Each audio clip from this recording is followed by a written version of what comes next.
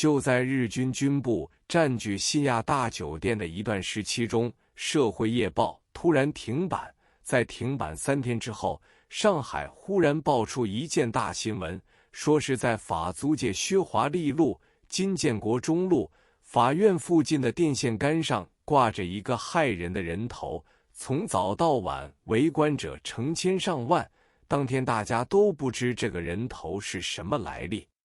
人头出现的次日，《时报》用红色大字刊出一个大标题：蔡调图砍头。这一来，大家才知道原来这是蔡调图的头颅。究竟蔡调图被谁砍了头呢？报纸上只说由虹口方面运来，于是读者纷纷推测，有人说他骂日军骂得太厉害，也有人说这是汉奸内讧的杰作。又过了一天，独有《时报》刊出蔡调图头颅的摄影，又白又胖，双眉倒垂，两眼突出，令人惊骇。那时节，《时报》的采访部主任是胡憨珠兄，我和他是多年老友，就问他蔡调图杀头的内幕究竟如何。报纸上隐约其事，不够清楚。他就原本地告诉我，原来那时蔡调图曾经一再进入新亚大酒店和日本人打交道，领到很大一笔津贴，但是他用的是两面手法，在租界上见到的报纸是红标题骂日本人，而另外印一批报纸同样也用红色标题，却是大捧日军，每天这人送往虹口报销。有一天，他在妓院中玩得昏天黑地，报纸没有派人送去，日本人为了汇集整理，这人向租界方面买了几份，一看大标题，竟然是大骂日本人在某处奸淫掳掠，骂得有声有色，日本当局大为震怒。到了次日，蔡调图派人补送昨天的报纸，日本方面的人拿来一看，与他们买到的报纸头条新闻记载恰恰相反。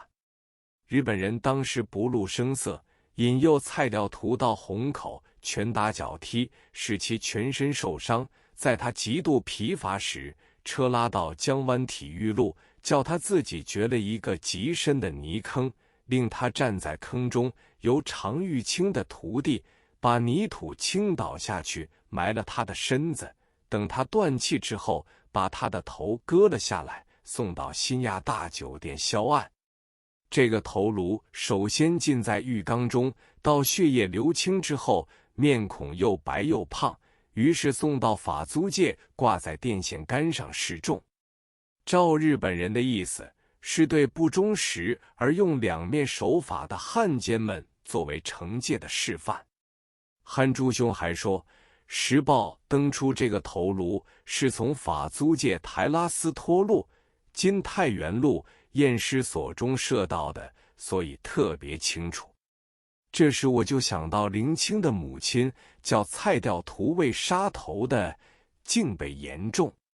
林清女士说她将来总不得好死，也说对了。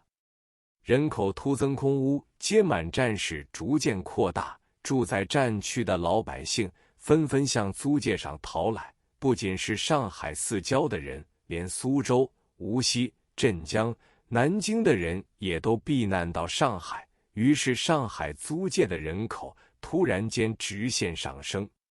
我回忆起民国26年1937年813之前，上海的房屋情况与香港是完全不同的。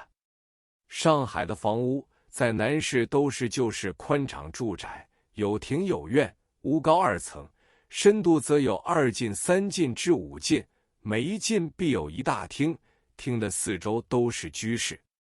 富有的人家全家住在这么大的住宅里，一如电影中描写的书香门第一般，要是家道中落的话，才分租一部分给人家。但是上海的法律对欠租的追索没有香港那么严厉，因此住客欠上2、3年的租金并不为奇。所以业主有了空屋，除非是相熟而有信誉的人，一般是不肯随便出租的。无家可归的难民闸北方面，穷苦的人比较多，很少有南市那么大的宽大住宅，而且以一层的平房为多，住的人多数是劳苦阶层。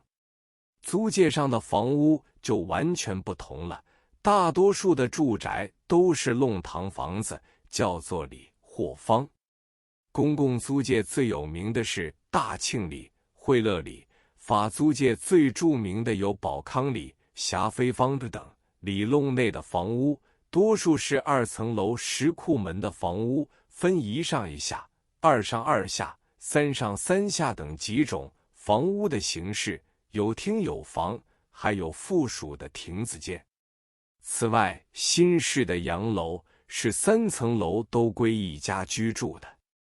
从前富有的人从事于置业，新屋造成之后，租得出与租不出是一个大问题，选择住客又是一个大问题。我清清楚楚地记得，在战前空屋之多，不可胜数。举几个例子来说，我最初在南京路望平街口的诊所，位置在上海公共租界商业中区的一座楼宇中，当时的房租不过50银元，亲友已认为太富丽，晚间空闲的时间供研读鹤、周寿娟等做俱乐部之用。后来我的诊务较有把握，就搬迁到先施公司斜对面黄楚9造的一座新楼中。这座新楼大约有写字间300间，租出只有20多间。我因四周空屋太多，冷清清的不惯估计，恰好新兴公司对面新建了一个慈安里，前面是新兴公司，后面是星光大戏院，我觉得地点不错，就搬了过去。